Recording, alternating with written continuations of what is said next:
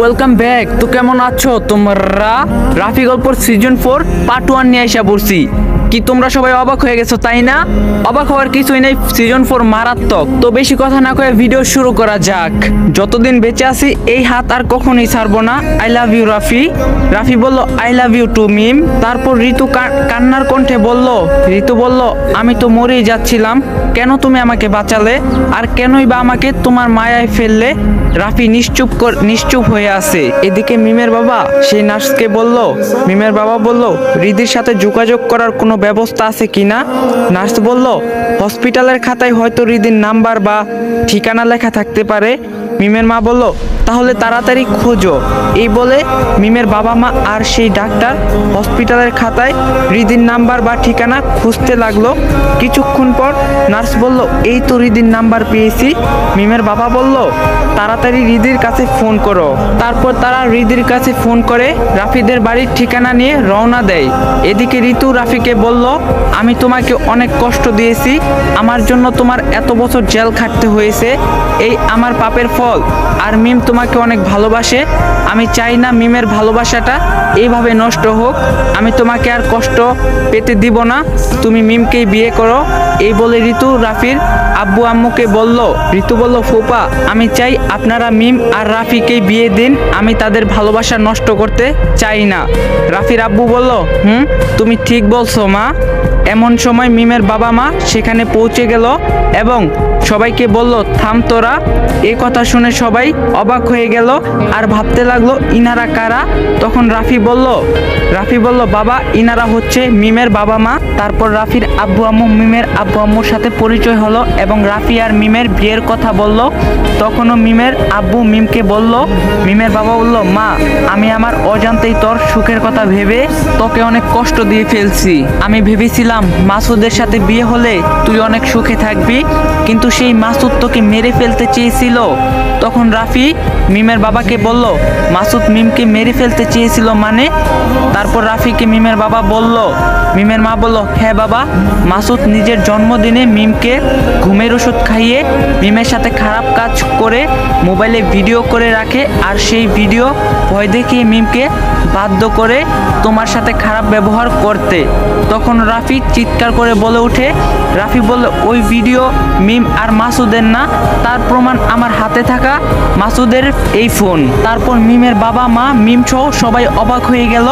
তারপর মিমের বাবা রাফিকে বলল ওই ফোন তুমি কিভাবে পেলে?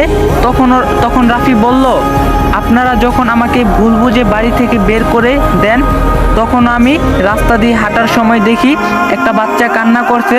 আমি সেই বাচ্চাকে তার বাড়ি পৌঁছে দিতে গেলে জানতে পারি যার কেউ না আমারই আপন ভাতিজা রিয়াজ। তারপর রিয়াজের আম্মু মানে আমার ভাবি রোদেলা তারপর আমার কিছুদিন জোর করে তাদের বাসায় রাখে। তারপরে আমার বাবা মাও সেই বাসায় আসে, কিন্তু তারা আমাকে চিনতে পারেনি। কিন্তু কিছুদিন পর আমি যখন তাদের বাসা থেকে চলে আসি তখন আমার হৃদির সাথে দেখা হয়।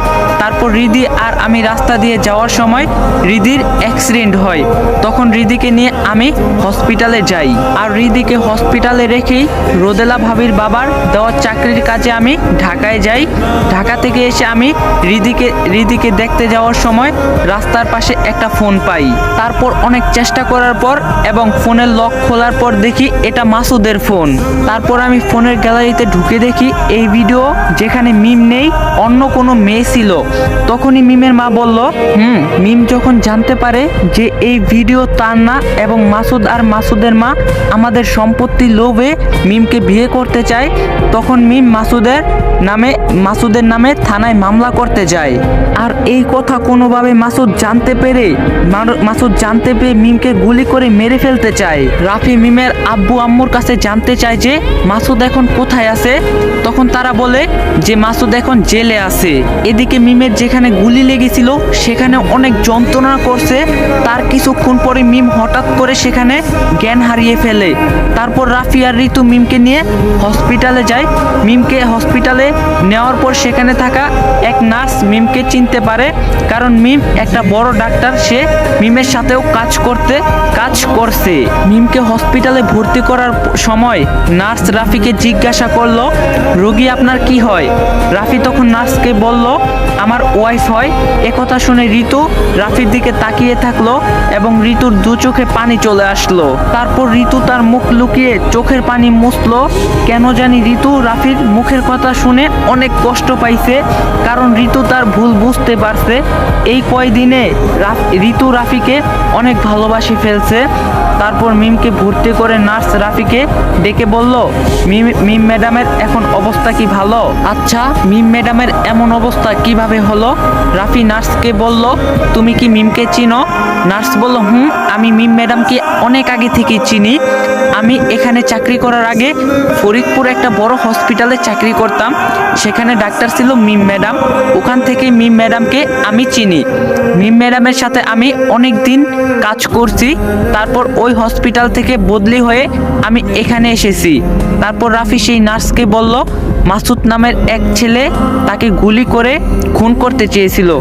নার্স এ কথা শুনে অবাক হয়ে বলল, সেই ছেলেটাকে কি পুলিশে দিয়েছেন?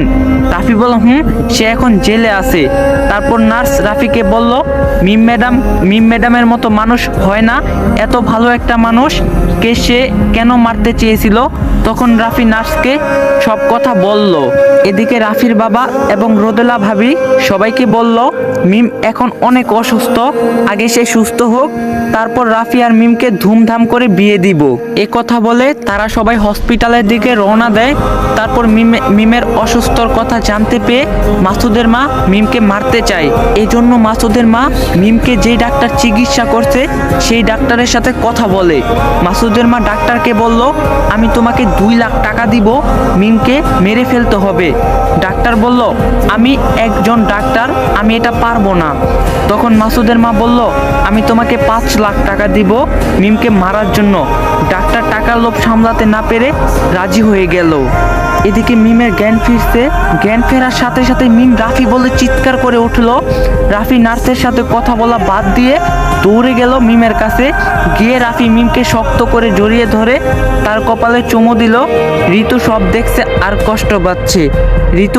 ঋতু মিম আর রাফির ভালোবাসা দেখছে আর মনে মনে ভাবছে, রাফিকে আমি কত কষ্ট দিয়েছি আমার মিথ্যা ভালোবাসার জন্য। রাফি মিমের মতো আমাকেও কতই না ভালোবাসতো। আমি যদি রাফির ভালোবাসা বুঝতাম তাহলে এখন আমার এত কষ্টে থাকতে হতো না, আমার সুন্দর একটা সংসার থাকতো। রাফি আমাকেও এমন ভালোবাসতো। এক সময় আমার সব ছিল, ভালোবাসার মানুষ ছিল, মা ছিল, বাবা ছিল, কোটি কোটি টাকাও ছিল। আজ আমার কিছুই নেই। ঋতু এইগুলো ভাবছে আর চোখের পানি মুছছে। ঋতুর এইসব কথা ভাবতে ভাবতে রাফি, বাড়ির সবাই এবং মিমের আব্বু আম্মু হসপিটালে পৌঁছে যায়। তারা সবাই মিমের সাথে দেখা করলো। নার্স বলল, রোগী এখন অনেকটাই সুস্থ আছে, 2 দিন পরেই হয়তো আপনারা তাকে নিয়ে যেতে পারবেন। সবাই একথা শুনে অনেক খুশি হলো। আর রাফি ভাবতে লাগলো, অনেক কষ্টের পর এবার হয়তো তার আর মিমের বিয়েটা হলো। তারপর মিম আর রাফি সুখে শান্তিতে একটা সুন্দর সংসার গড়বে। রাফি এইসব ভাবছে আর মুস্কি মুস্কি হাসছে। পাশ থেকে রোদেলা ভাবি বলে উঠলো, কি হয়েছে রাফি, মনে কি বিয়ের লাড্ডু ফুটছে? সবার সামনেই রাফির ভাবি এ কথা বলে উঠে। এ কথা শুনে রাফি আর মিম দুজনই অনেক লজ্জা পেল। আর রাফি বলে উঠলো, কি যে বলো না ভাবি। সবাই রাফি আর মিমকে নিয়ে মজা করছে আর এইসব দেখে বেচারা ঋতু মুখ লুকিয়ে কান্না করছে। হঠাৎ ডাক্তার এসে বলল, রোগীকে এখনো বাসায় নেওয়া যাবে না, তার শরীর এখনো অনেক খারাপ। এ কথা শুনে রাফি সহ রাফির বাড়ির সবাই এবং মিমের আব্বু আম্মু অবাক হয়ে গেল, কারণ মিম তো এখন অনেক সুস্থ, 2-1 দিন পরে বাড়ি নেওয়া যাবে। সবাই যখন এ কথা ভাবছে তখন রাফি বলে উঠলো, ডাক্তার মিম তো এখন সুস্থ আছে। তখন রাফির সাথে সাথে মিমও বলল, ডাক্তার আমি এখন অনেক সুস্থ আছি। ডাক্তার বলল, না, রোগীকে কিছুদিন এখানে রেখে চিকিৎসা করতে হবে, এতে আপনাদেরই ভালো হবে, কারণ রোগী এখন অনেক অসুস্থ। রাফির বাড়ির সবাই যখন বলল আমরা মিমকে বাসায় নিয়ে যেতে চাই, তখন ডাক্তার একটু রেগে গিয়ে বলল, বাসায় নিয়ে যেতে চাইলে কি বাসায় নিয়ে যাওয়া যায় রোগীকে? ডাক্তারের এমন আচরণ দেখে রাফি একটু রাফির একটু সন্দেহ হলো, কারণ মিম এখনো সুস্থ আছে। তারা চাইলেই মিমকে বাসায় নিয়ে যেতে পারে, কিন্তু ডাক্তার কেন নিতে দিচ্ছে না। রাফি মনে মনে এই কথা ভাবছে। এমন সময় ডাক্তার বলল, রোগীর কাছে এত মানুষ কেন, এখানে এত মানুষ থাকা যাবে না। রাফি মনে আরও একটু সন্দেহ হলো এবং রাফি সবাইকে বলল, আপনারা সবাই বাসায় চলে যান, মিমের কাছে আমি আর ঋতুই থাকছি। রাফির এ কথা বলার পর সবাই বাসায় চলে আসে। তারপর ডাক্তার মিমকে একটা স্লাইন দিল। কিছুক্ষণ পর মিম ঘুমিয়ে গেল। মিমের কাছে রাফি আর ঋতু দুজনেই আছে, কিন্তু রাফি মিমের পাশে বসে আছে আর মনে মনে ভাবছে ডাক্তারকে চোখে চোখে রাখতে হবে। কিছুক্ষণ পর একটা নার্স আসলো। নার্স এসে রাফিকে একটা ওষুধের স্লিপ দিল, বলল, স্যার এই ওষুধগুলো নিয়ে আসেন। আসসালামু আলাইকুম গাইস, রাফি গল্পর সিজন 4 পার্ট 1 আপনাদের কাছে কেমন লাগছে অবশ্যই কমেন্ট বক্সে জানাইবেন, আর পার্ট 2 লাগলে এটাও কমেন্ট বক্সে বলবেন। আর আপনাদের রৌদ্র গল্প কিন্তু আমার সেকেন্ড চ্যানেল আপলোড হয়ে গেছে। সেকেন্ড চ্যানেলের লিঙ্ক ডিসক্রিপশন বক্সে দেওয়া আছে। সেকেন্ড চ্যানেলে 10K সাবস্ক্রাইব হইতে আর অল্প কিছু সাবস্ক্রাইব লাগে, তো সবাই যে সেকেন্ড চ্যানেলটা সাবস্ক্রাইব করে দিয়ে আসেন। আর পার্ট 2 লাগলে অবশ্যই কমেন্ট বক্সে বলবেন। ভিডিওটা যদি ভালো লাগে লাইক করে দিবেন, বেশি করে কমেন্ট করবেন, শেয়ার করে দিবেন বেশি করে। চ্যানেলের নতুন হয়ে থাকলে অবশ্যই চ্যানেলটা সাবস্ক্রাইব করে দিবেন। দেখা হবে নেক্সট ভিডিওতে। সবাই ভালো থাকবেন, সুস্থ থাকবেন, আল্লাহ হাফেজ।